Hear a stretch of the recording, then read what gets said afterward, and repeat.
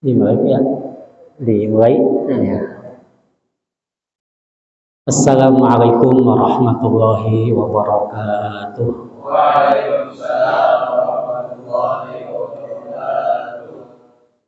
Alhamdulillahilladzi hadana lil iman wal islam wa hassana bi syari'ati sayyidina Muhammadin khairil anam wa as'aluhu salamata minan niqami wal wafati alal iman. Asyhadu an la ilaha illallah wahdahu la syarika lahu mannan wa asyhadu anna sayyidana Muhammadan abduhu wa rasuluhu mabusu bi khairil adyan. Sallallahu alaihi wasallam ala sayyidina Muhammadin wa ala alihi wa ashabi sadatil ayan, amma ba'd. Hadratul mukarramin yang saya muliakan, segenap sesepuh, para hujjah, para asatiz, khusus guru kita sekalian, akhirna al-kiram Ustaz Haji Fahmi Burhanuddin. Mudah-mudahan Allah senantiasa panjangkan umurnya, Allah jadikan manfaat ilmunya, berkah keluarganya, berkah dunianya, berkah akhiratnya. Amin ya rabbal alamin. Tak lupa pula Bapak Ketua DKM beserta seluruh jajaran, mudah-mudahan senantiasa ada dalam naungan dan lindungan Allah Subhanahu wa taala. Allah berikan kemudahan dalam segala urusannya, Allah tambah-tambah kemuliaannya, Allah tambah-tambah keberkahannya. Amin ya rabbal alamin. Tak lupa pula bapak-bapak, para hadirin, para jamaah sekalian yang dirahmati dan dimuliakan Allah Subhanahu wa taala. Mudah-mudahan semua yang hadir maupun yang berhalangan hadir, juga keluarga kita, tetangga kita, semuanya senantiasa ada dalam naungan dan lindungan Allah Subhanahu wa taala, dipanjangkan umurnya, disehatkan badannya, dilapangkan rizkinya. Putra putri kita semua jadikan putra putri yang soleh dan solehah, keluarga kita sakinah mawaddah warahmah, di dunia berlimpah barokah, akhir hayat husnul khatimah. Amin amin ya Allah ya rabbal alamin. Puji syukur marilah kita senantiasa panjatkan kehadirat Allah Subhanahu wa taala, tentunya dengan kudrah dan iradah Allah jualah, dengan kehendak dan kekuasaan Allah jualah. Malam ini kita bisa bersama-sama kembali duduk bersimpul dalam rangka menggugurkan kewajiban, yaitu thalabul ilmi. Mudah-mudahan di dalam thalabul ilmi ini tentunya menjadi wasilah dan lantaran pertama turunnya rahmat Allah kepada kita semua, yang kedua diampuni semua kesalahan dan kehilapan kita, yang keempat dilipat gandakannya pahala kita. Amin ya rabbal alamin. Salawat teriring salam semoga senantiasa Allah curahkan keharibaan baginda Nabi besar Muhammad sallallahu alaihi wasallam beserta para keluarganya, para sahabatnya, para pengikut setianya, dan tentunya kita semua umatnya. Mudah-mudahan di yaumil kiamah nanti mendapatkan pertolongan berupa syafaatul uzmanya. Amin amin amin ya Allah ya rabbal alamin. Memuji kepada Allah dengan mengucapkan alhamdulillahi rabbil alamin. Bersyukur kepada Allah dengan menggunakan semua nikmat untuk ketaatan kepadanya. Asyukru ay sarfun ni'ami li ta'atillah. Bersyukur itu menggunakan semua nikmat untuk ketaatan kepada Allah. Mudah-mudahan tentunya duduknya kita merupakan wujud dari rasa syukur kita kepada Allah atas nikmat yang Allah anugerahkan kepada kita. Bersalawat kepada baginda Rasul dengan mengucapkan Allahumma sholli ala sayyidina Muhammad wa ala ali sayyidina Muhammad. Bersalam kepada baginda Rasul dengan mengucapkan Assalamu alayka ya Rasulullah, Assalamu alayka ya Nabi Allah, Assalamu alayka ya Habibullah. Mudah-mudahan salawat dan salam kita dijawab oleh baginda Rasulullah sallallahu alaihi wasallam. Amin amin ya rabbal alamin. Para jamaah sekalian yang dirahmati dan dimuliakan Allah Subhanahu wa taala, untuk taklim pada malam ini masih melanjutkan kajian ayat-ayat sebelumnya. Alhamdulillah di pertemuan pertama kita sudah membahas atau mengkaji yaitu surah Al-Baqarah dari ayat 1 sampai ayat 2. Ya, kemarin itu baru sampai ayat 2 Pak ya. Yaitu menjelaskan apa orang bertakwa, belum sampai ciri-cirinya belum. Ya, bahwa Allah Subhanahu wa taala ya melalui Al-Qur'an ini menjadi hidayah, menjadi petunjuk bagi orang-orang yang bertakwa. Jadi para jamaah sekalian, sumber daripada segala sumber hukum dalam Islam yaitu yang pertama Al-Qur'an. Dari Al-Qur'an lahir semua ilmu-ilmu. Ketika berbicara ibadah, sholat, puasa, maka lahirlah ilmu fikih. Ketika berbicara keimanan, maka lahirlah ilmu tauhid. Ketika berbicara akhlak, maka lahirlah ilmu tasawuf. Dan tentunya ilmu-ilmu yang lain sumbernya adalah dari Al-Qur'an. Dan tentunya tadi 3 bidang ilmu ini wajib kita pelajari. Hukumnya fardu ain. Ya, jadi ilmu fikih, tauhid, tasawuf itu wajib fardu ain ya hukumnya. Kalau ilmu nahwu, sorof, tajwid itu hukumnya fardu kifayah. Jadi kalau ada seseorang memahami ilmu nahwu, gugur kewajiban yang lainnya. Ya, makanya kalau ada ustadz, alhamdulillah gugur kewajiban kita. Sebab ilmu nahwu itu wajibnya fardu ainnya bagi para ustadz. Untuk mengkaji Al-Quran dan hadis maka butuh ilmu nahwu, butuh ilmu balaghah, butuh ilmu sharh. Jadi untuk memahami Al-Quran aja minimal 6 cabang ilmu harus dikuasai. Ya, baik ilmu balaghahnya, ilmu balaghah ada 3 cabang. Ilmu bayan, badi, ma'ani. Ilmu balaghahnya, belum ilmu mantiknya, belum asbabun nuzulnya, nasih mansuhnya. Ini luar biasa. Makanya kalau orang udah mengatakan, ayo kembali kepada Al-Quran dan hadis, itu luar biasa. Sebab harus dipahami cabang-cabang ilmu yang tadi disebutkan. Minimal 6 cabang, bahkan 14 cabang ilmu harus dikuasai. Kalau kembalinya kepada Al-Quran hadis hanya terjemah,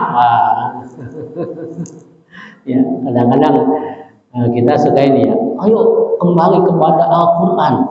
Emang dulu kita kemana? Ya, nah ini ya mudah-mudahan tentunya para jamaah sekalian kita sama-sama melanjutkan kembali kajian kita kemarin itu, yaitu ayat pertama dan ayat kedua. Menjelaskan di ayat kedua ini tentang hidayah. Mudah-mudahan masih pada ingat Pak ya. Ada berapa macam hidayah itu? Iya. Insya Allah apa Ustaz? Ustaz yang apa jadi? Jadi melanjutkan Pak ya. Jadi Al-Quran Allah turunkan ini. Zalika kitabu, ini kalau pakai balaghah enak. Zalika pakai isim isyarah, di mana musnad ini pakai isim isyarah itu litazim, faedahnya mengagungkan. Jadi zalika kitabu, ini kitab yang agung. Walaupun nggak ada azim-azim, nggak ada. Pakai zalika artinya udah ini kitab yang agung. Itu kalau pakai balaghah. Ya, nah ini ya, yang tiada keraguan menjadi petunjuk bagi orang-orang yang bertakwa, menjadi hidayah. Ada hidayah apa tuh? Hawas, panca indera. Setelah panca indera ada hidayah ilham, ya naluri. Setelah ilham ada hidayah akal. Hidayah akal ada hidayah Islam. Ya, yang kelimanya baru hidayah taufik. Ya, hidayah taufik itu Bapak yang hadir di sini adalah taufik. Taufik itu artinya pertolongan Allah untuk menjalankan ibadah. Banyak yang tahu ngaji itu pahalanya gede, tapi yang nyampe ke majelis ilmu nggak semua, gitu. Padahal yang tahu banyak. Nah, inilah yang disebut hidayah taufik. Nah, menjadi petunjuk bagi orang-orang yang bertakwa. Kita melanjutkan lagi para jamaah sekalian. Siapa orang bertakwa di sini? Ya, hudal lil muttaqin, orang yang bertakwa, yaitu yang menjalankan perintah Allah dan menjauhi semua larangannya. Kemarin ada beberapa tipe. Ada emang benar-benar ketakwaannya, dosa gede enggak, dosa kecil enggak, yang makruh pun enggak. Ini mah tingkatannya para nabi, para wali. Ya. Ada dosa gede enggak, tapi dosa kecil masih. Tapi di hatinya tetap ada iman, gitu ya. Itu tingkatan yang di bawahnya. Ada dosa gede, iya. Dosa kecil, apalagi makruh, wah. Nah, ini tapi di hatinya ada iman. Ya, tetap di hatinya ada la ilaha illallah. Nah, itu semuanya kalau di hatinya ada la ilaha illallah, tetap akan masuk surga di yaumil qiyamah nanti, di akhirat nanti. Cuma nanti masuk surganya nggak sama. Nah, gitu. Kalau umpama memang ya kalau masuk surga syaratnya kan harus bersih dari dosa. Kalau dosa gede enggak, dosa kecil enggak, makruh, subhat enggak, udah masuk surganya langsung, soalnya enggak ada dosa. Bagaimana kalau ada dosanya? Harus diapain dulu? Harus dibakar dulu. Punten Pak nih. Harus dibakar dulu Pak. Iya, iya. Mau nggak Pak dibakar dulu? Bapak mau masuk surga nggak? Masuk surga harus bersih dari dosa. Gimana kalau ada salahnya? Bapak punya salah nggak? Berarti harus diapain dulu? Dibakar dulu. Mau dibakar nggak? Kalau di akhirat dibakarnya di neraka. Di dunia juga apa? Dibakar sama. Cuma dibakarnya dengan istighfar. Ada berapa tuh? Ada yang sifatnya setiap saat. Nah, cara menghapus dosa, Pak. Ada yang setiap saat, yaitu istighfar. Ada setiap hari, sholat 5 waktu. Ada seminggu sekali, sholat Jumat. Ada setahun sekali, puasa Ramadan. Ada seumur hidup sekali, ibadah haji. Ini ada yang bertanya, jemaah saya, Ustaz bagaimana saya nggak ibadah haji, nggak ada duitnya, berarti dosa saya nggak diampuni. Jangan khawatir, Allah Maha Adil. Allah sediakan pahala ibadah yang pahalanya sama dengan ibadah haji. Ya, sholat Jumat itu ibadah haji, hajjul fuqara. Ya, bahkan ada di kitab Nasil Ibad itu disebutkan barang siapa pagi ya subuh berjamaah terus zikir, setelah zikir sampai beres kemudian dilanjutkan dengan tadarus, kemudian dilanjutkan sholat sampai waktu duha, kemudian dia melakukan sholat duha baru pulang ke rumah, itu pahalanya sama dengan ibadah haji. Bapak pernah gitu enggak? Ya, kalau di sini insya Allah ya subuh rame Pak ya. Ya, kalau di saya alhamdulillah subuh itu Pak. Ya, ada berapa? Ada 2 sab. Iya, 2 sab subuh lumayan Pak ya. Iya, kalau 1 sabnya 100, 200 gitu. Ya, ada 2 sab benar. Wah, alhamdulillah iya, sab imam, sab makmum. Ya, aduh. Nah, jadi kembali, siapa orang bertakwa itu? Ya, alladzina yu'minuna, yaitu orang-orang yang beriman, ayyusaddiquna, yang membenarkan, bil ghaibi, kepada yang gaib. Nah, ya. Jadi alladzina yu'minuna, ini ciri Ciri orang bertakwa yang pertama, alladzina yu'minuna bil ghaibi, yaitu percaya atau membenarkan kepada yang gaib. Artinya apa? Meyakini dengan hati bahwa yang gaib itu ada. Ya, nah, bima goba, perkara yang gaib anhum dari mereka, minal ba'si, kebangkitan, wa jannati, surga, wan nar, neraka, itu gaib. Bapak pernah ketemu, pernah melihat surga? Belum. Neraka? Belum. Ya kan Bapak ustadznya belum. Iya. Nah, ini gaib. Nah, ini masuknya dalam kajian ilmu tauhid, Bapak. Ya, ini ilmu tauhid itu kajiannya kan rukun iman. Ya. Rukun iman ada berapa? 6. 1, iman kepada Allah. 2, iman kepada malaikat. 3, iman kepada kitab-kitab. 4, iman kepada nabi dan rasul. 5, iman kepada hari kiamat. 6, iman kepada qada dan qadar atau takdir. Nah, rukun iman yang 6 ini kalau dalam kajian tauhid dibagi 3. Nanti ada yang bahasannya apa? Termasuk akidah uluhiyah, keyakinan yang membahas tentang sifat-sifat ketuhanan. Ini. Jadi akidah uluhiyah, 1, iman kepada Allah. Jadi bahasannya yaitu tentang sifat-sifat ketuhanan. Sifat yang wajib bagi Allah, yang mustahil, yang jaiz. Nah, ini itu masuknya ranahnya akidah uluhiyah. Ada lagi yang kedua, akidah nabawiyah. Jadi akidah atau keyakinan bahasannya adalah tentang sifat-sifat kenabian. Nah, ini cakupannya adalah iman kepada nabi dan rasul, iman kepada kitab-kitab. Ini masuknya ke akidah nabawiyah. Iman kepada rasul, iman kepada kitab-kitab itu masuk ke dalam akidah nabawiyah. Jadi pembahasannya sifat wajib bagi nabi, sifat mustahilnya, juga kitab-kitab yang diturunkannya, itu masuk akidah nabawiyah. Ada yang ketiga, yaitu akidah sam'iyah. Jadi akidah mughayabah, keyakinan yang harus ditanamkan di dalam hati bahwa yang gaib itu ada. Walaupun kita belum melihat, belum ke sana, belum ke surga, belum ke neraka, tapi kita wajib mengimaninya. Sebab apa? Sebab ada informasi, ada keterangannya. Dari mana? Baik dari Al-Quran maupun dari hadis Nabi. Nah, ini masuk akidah mughayabah atau akidah sam'iyah. Bahasanya apa?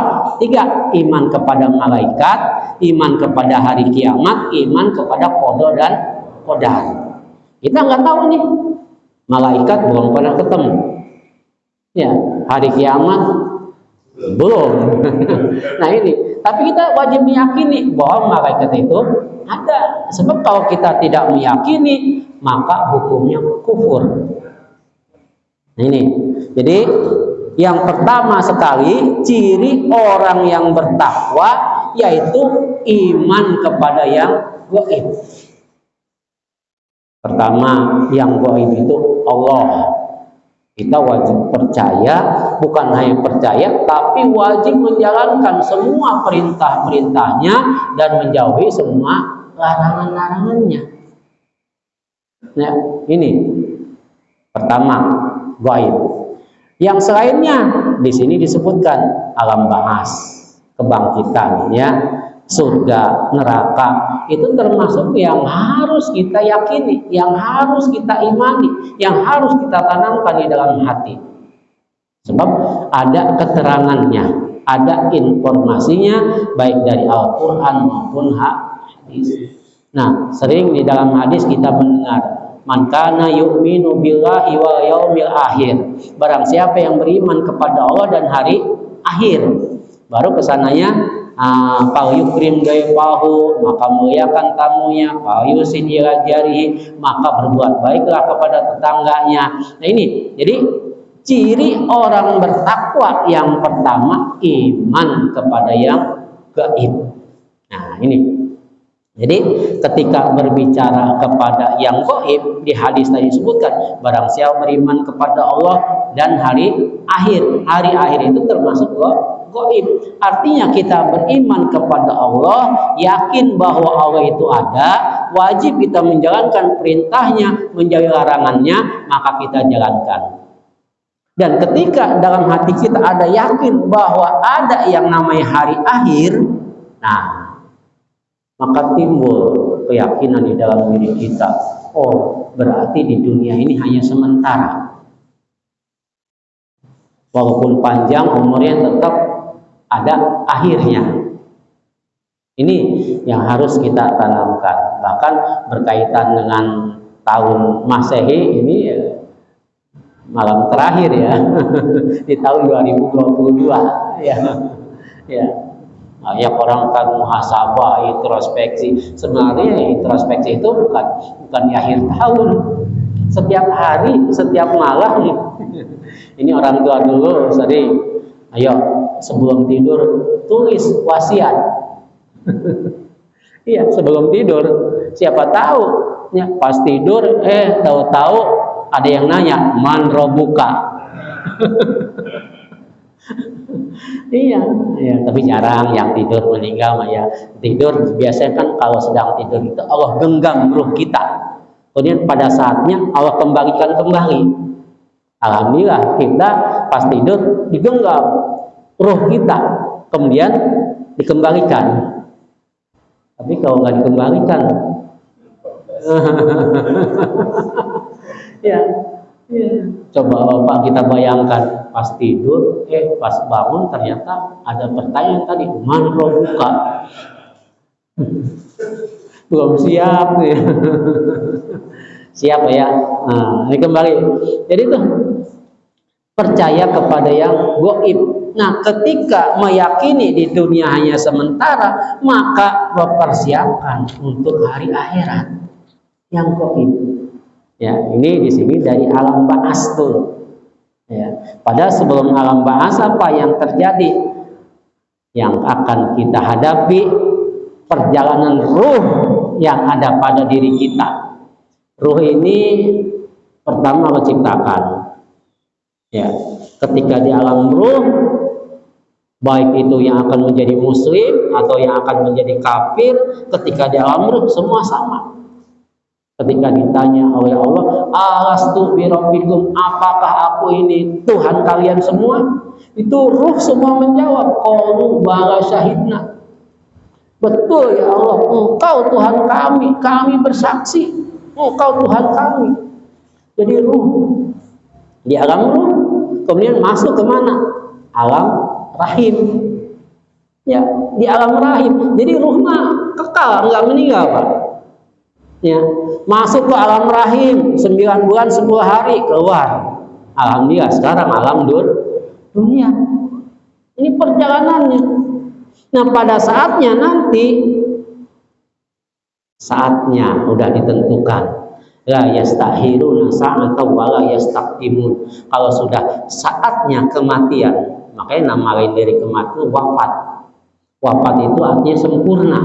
Jadi kalau orang sudah meninggal, wafat, sempurna umurnya, sempurna rizkinya, udah sempurna, wafat. Nah, ketika sampai saatnya ruh kembali berpulang, kata Nabi di dalam kitab Qadro guys disebutkan, la yamuta ahadun hatta yara makanahu fil akhirah. Tidak akan meninggal seseorang sehingga dia melihat tempatnya di akhirat. Jadi ketika sakaratul maut diperlihatkan, kita kira-kira di akhirat hanya 2 tempat, Pak. Surga, neraka. Nah, kita membayangkan ketika ada orang sakaratul maut, begitu diperlihatkan surga, itu ruh pengen buru-buru. Wah, sebab di dunia capek. Ya, banyak duit capek, nggak punya duit apa lagi? Iya, iya. Makanya ketika diperlihatkan orang soleh, diperlihatkan tempatnya di akhirat surga, wah pengen buru-buru. Tapi ketika orang yang banyak dosa, maka diperlihatkan neraka, maka ada susah.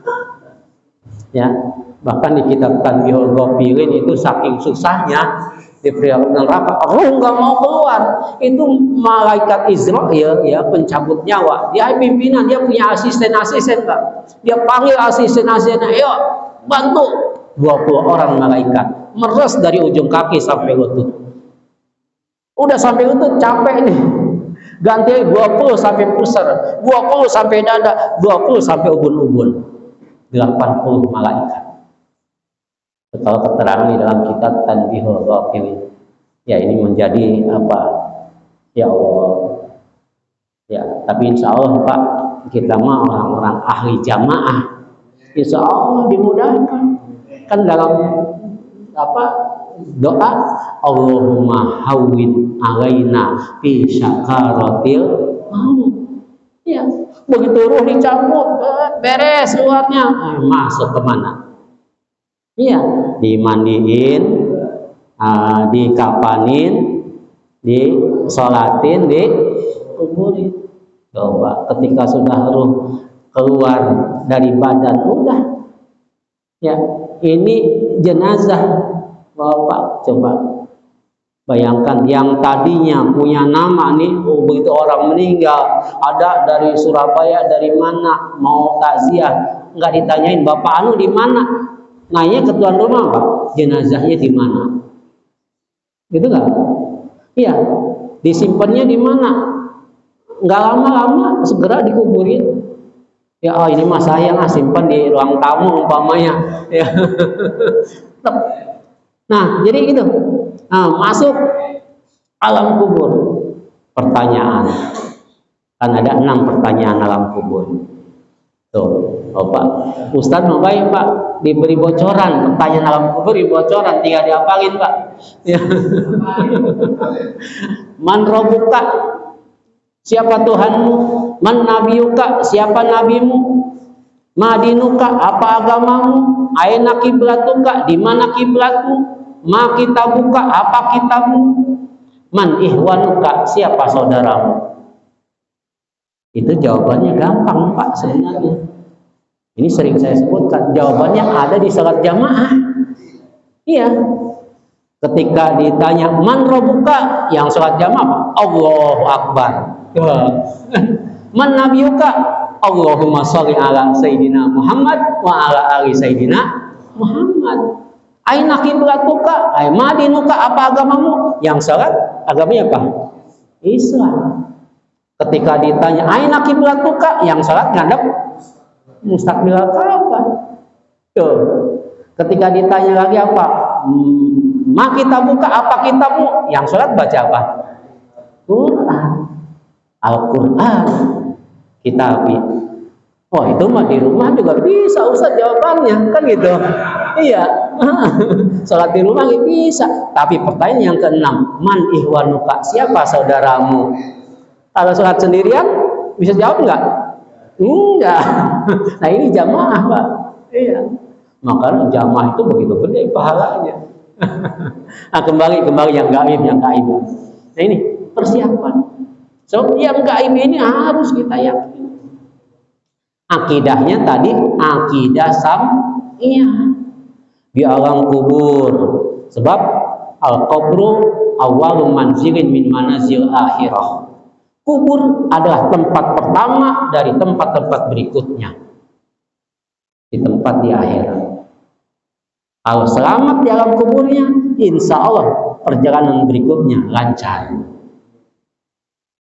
Ya, makanya kita di alam kubur kita berjamaah apa?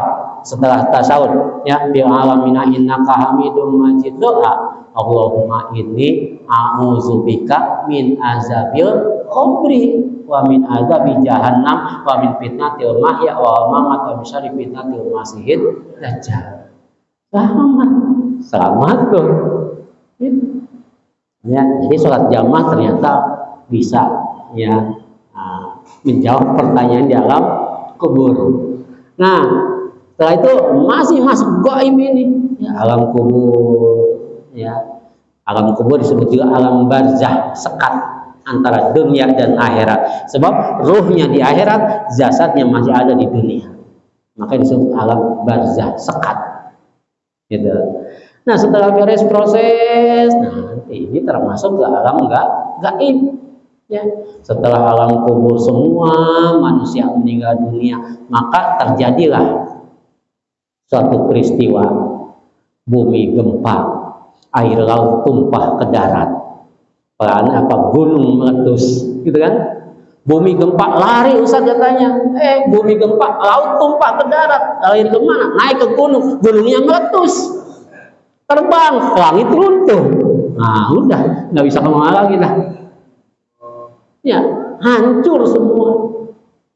Ya, udah hancur semua. Tiupan pertama, ada tiupan kedua. Nah, ini termasuk nanti malaikat pencabut nyawa terakhir dia suruh nyabut sendiri. Dulu nyabutin nyawa orang mulu, karena yang lain udah meninggal semua, cabutnya sendiri. Ternyata dia pun menjerit, sakit. Ini ada keterangan di dalam kitab Qatrul Bais. Jadi gitu. Ya, kemudian apa?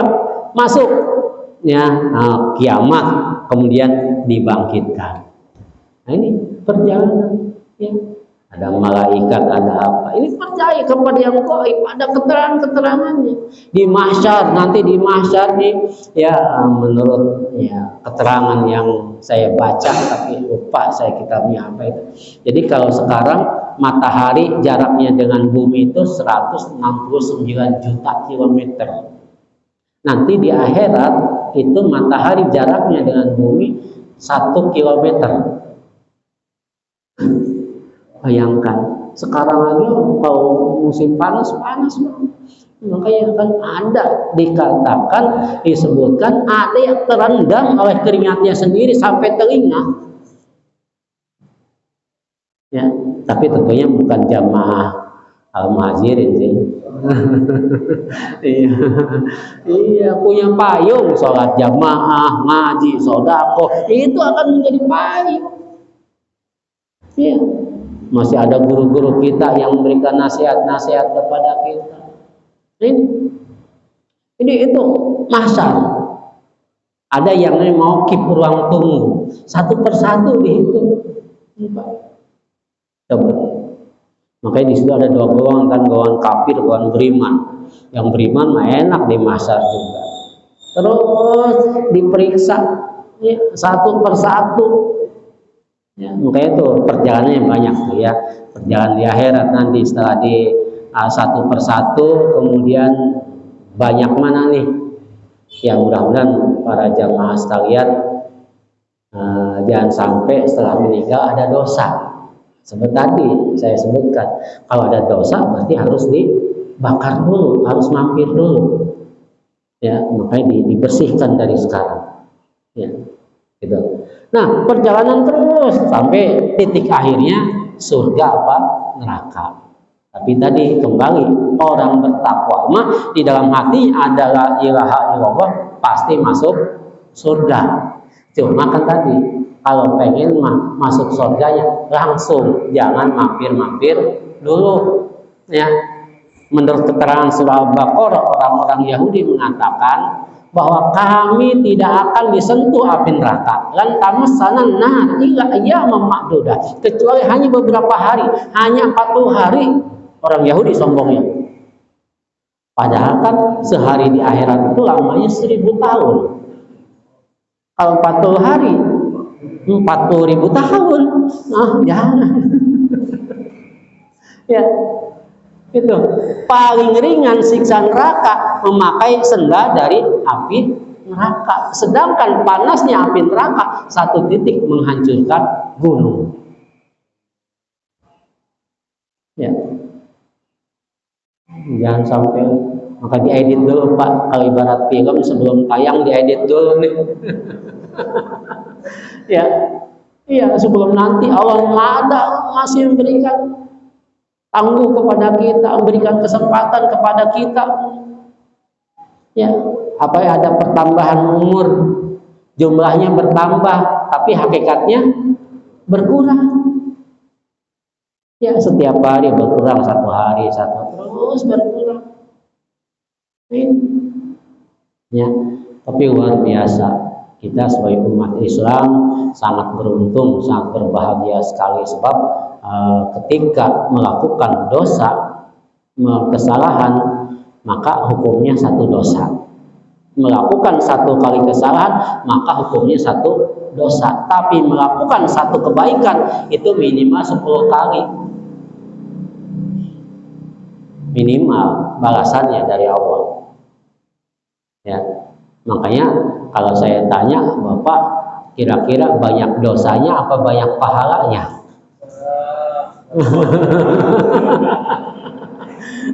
Harus banyak pahalanya.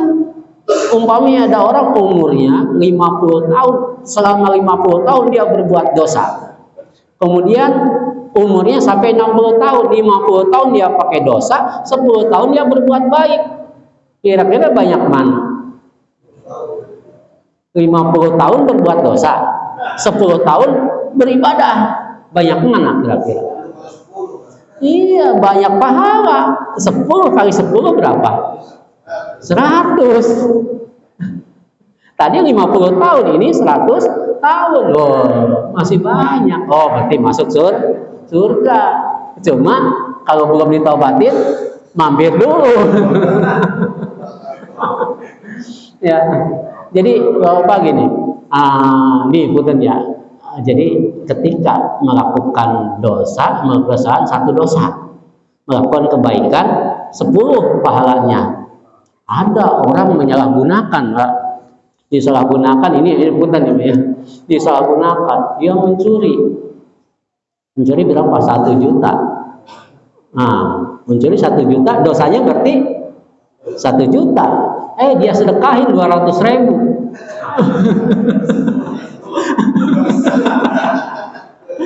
200.000 kali 10 berapa?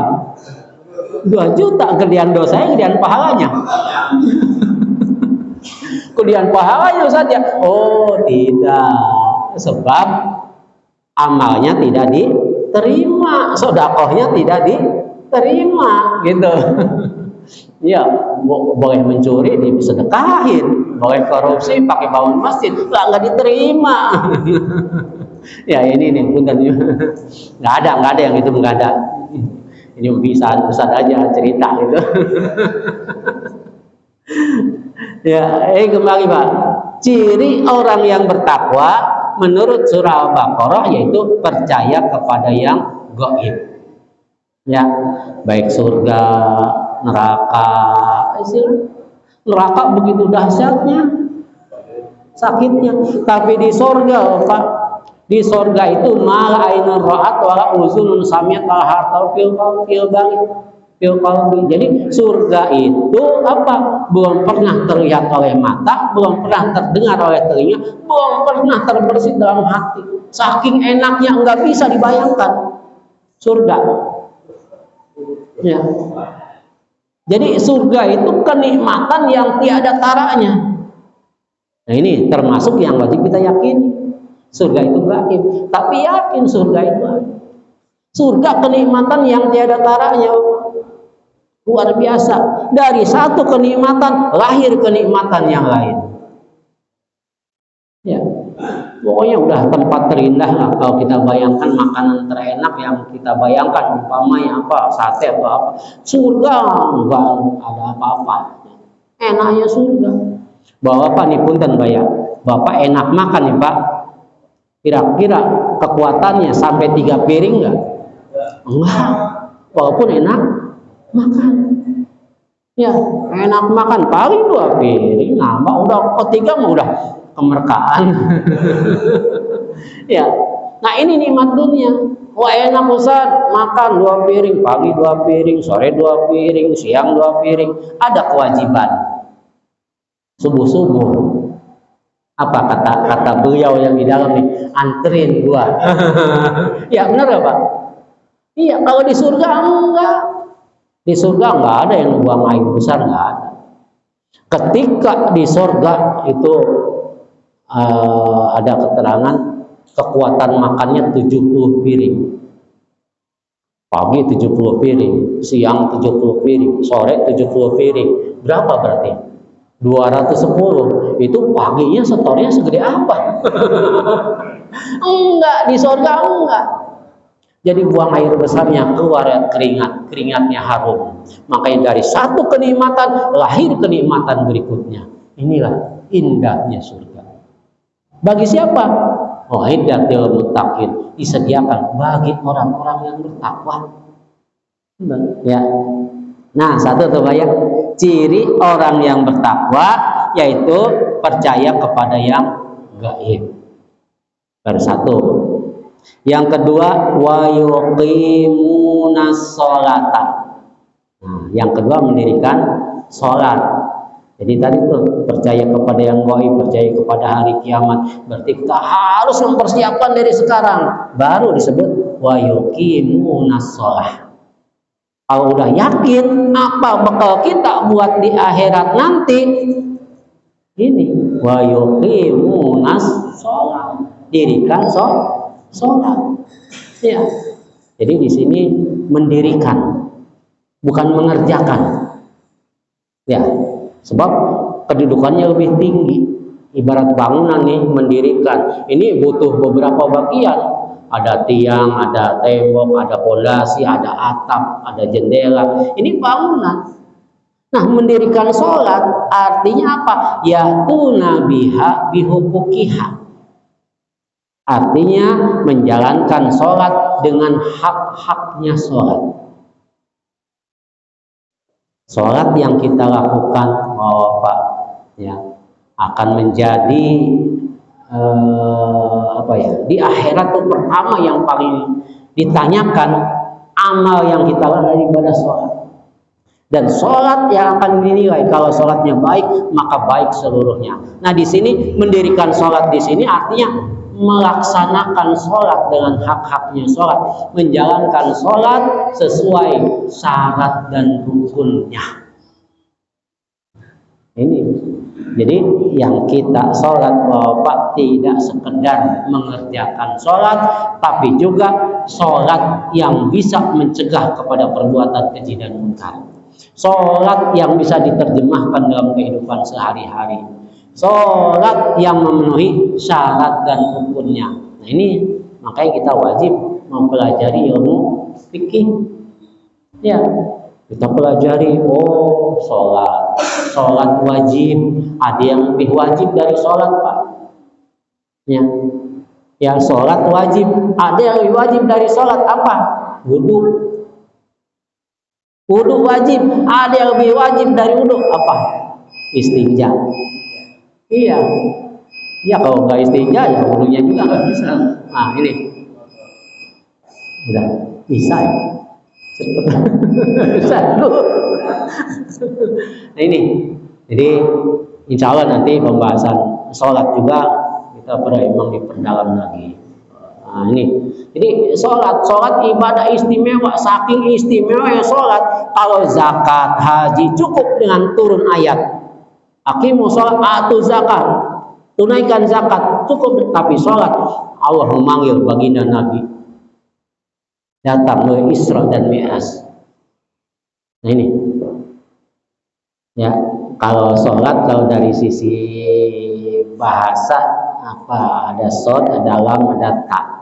Jadi sholat itu pertama shod, ya, sidqul lisan. Kalau orang yang sholatnya benar-benar sapi harus jujur ucapannya. Kalau masih bohong berarti sholatnya belum sempurna. Lamnya ghayyinul qalbi, lembut hatinya. Taknya tarkul ma'asi, meninggalkan perbuatan dosa.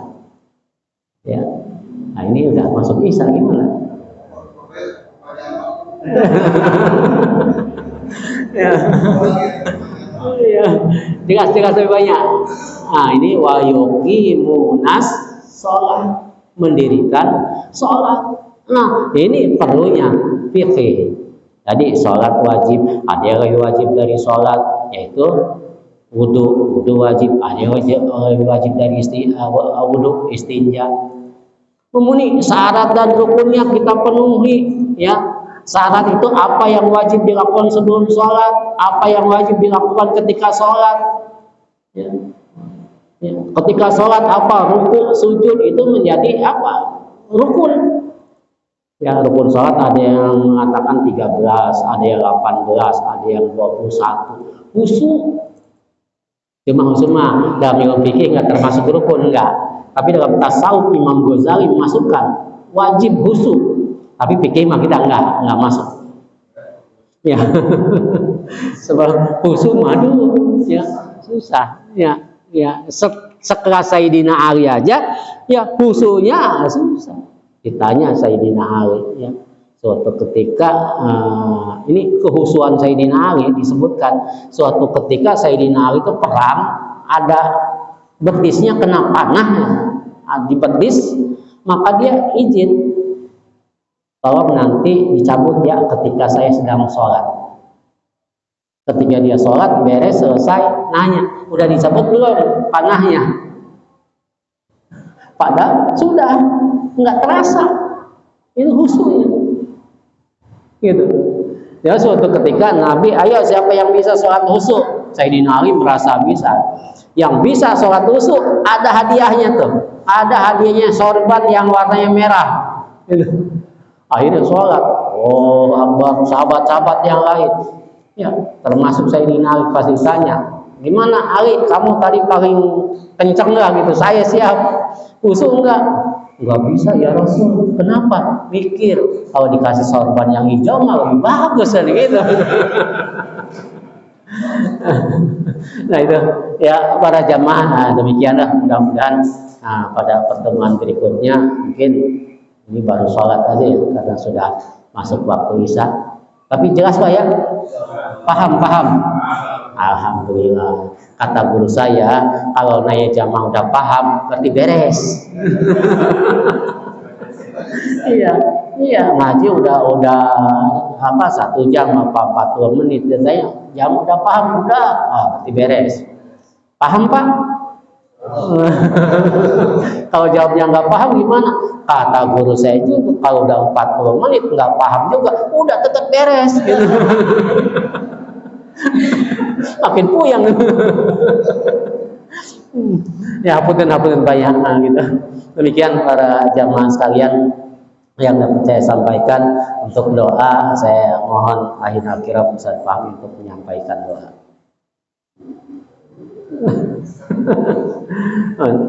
Astagfirullahaladzim, Allahumma sholli ala sayyidina Muhammad wa ala akhirin wa sallim ala sahabati Rasulillah ajma'in. Bismillahirrahmanirrahim. Alhamdulillahirabbil alamin, hamdan kafi mazidah ya rabbana lakal hamdu yang bagi wijal karim adimi sultanik. Allahumma ansurna fa innaka khairun nasirin waghfir lana fa innaka khairul ghafirin warhamna fa innaka khairur rahimin warzuqna fa innaka khairur raziqin wahdina wa nasina minal qawmi zalimin wal kafirin. Rabbana atina fid dunya hasanah wa fil akhirati hasanah wa qina adzabannar. Subhana rabbika rabbil izzati amma yasifun wa salamun alal mursalin walhamdulillahi rabbil alamin. Akhirul kalam, wassalamualaikum warahmatullahi wabarakatuh.